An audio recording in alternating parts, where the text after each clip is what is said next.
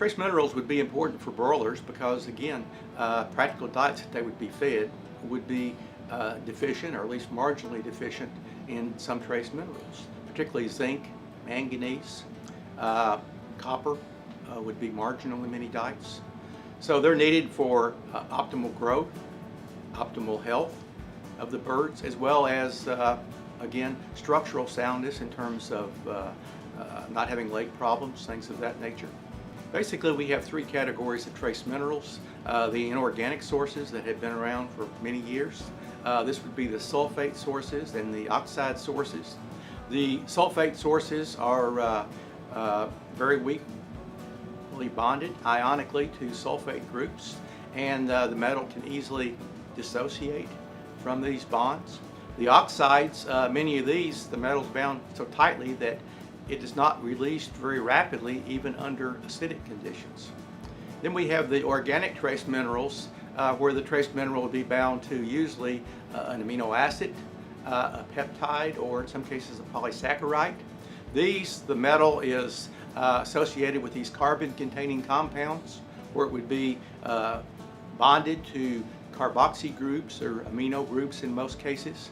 And this does provide some protection in terms of the metal not being as easily grabbing antagonists that would be present in the digestive tract. The third category would be the hydroxy trace minerals. These too have covalent bonds, but rather than with carbon, these bonds would be with hydroxy groups and chloride. If they'd have similar properties, the metal's bound, and it's going to be less reactive with antagonists that would be present in the gut, and it would be delivering more trace mineral down to the site where the minerals would be absorbed.